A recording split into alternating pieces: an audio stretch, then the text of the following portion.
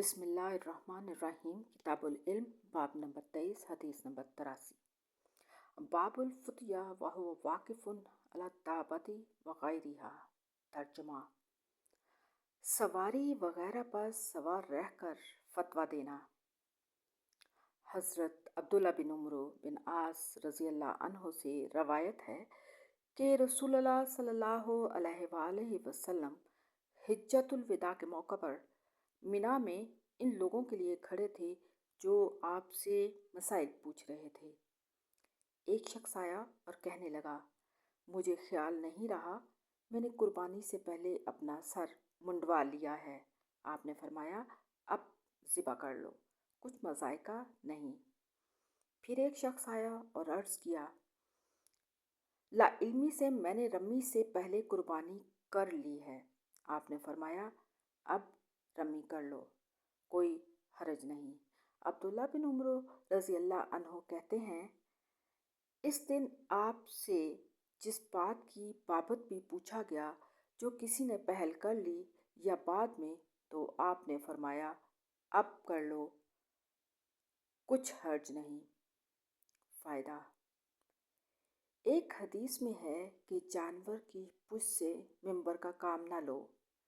اس سے معلوم ہوتا ہے کہ بحالت سواری واز کرنا و فتویٰ دینا درست نہیں۔ دونوں روایات میں تطبیق کی صورت یہ ہے کہ اسے عادت نہیں بنانا چاہیے کہ خواہ مخواہ جانوروں کی پیٹھ پر بیٹھ کر تقریر کی جائے۔ اس سے بچنا افضل ہے، تاہم ضرورت کے وقت اس کا جواز ہے۔ باب نمبر 24، حدیث نمبر 84۔ باب من اجاب الفتیہ باشارۃ الید والراس۔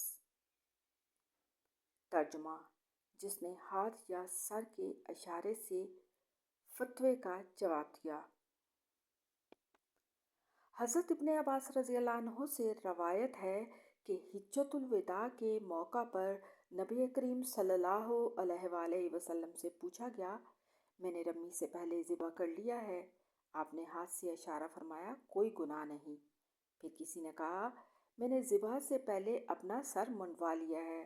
آپ نے ہاتھ سے اشارہ فرمایا، کوئی گناہ نہیں۔ فائدہ: تعلیم و تبلیغ کے متعلق نبی کریم صلی اللہ علیہ وآلہ وسلم کی عادت مبارکہ تھی کہ خوب کھول کھول کر ارشاد فرماتے تاکہ حاضرین کو سمجھنے میں کوئی دقت پیش نہ آئے۔ ہاتھ کے اشارے میں وہ صراحت نہیں ہوتی، نہ ہر انسان اسے سمجھ ہی سکتا ہے۔ ان تمام اشتباہات کے پیش نظر امام بخاری رحمہ اللہ نے بوقت ضرورت ہی اس کا جواز ثابت کیا ہے، عام حالات میں نہیں۔ حدیث نمبر 85۔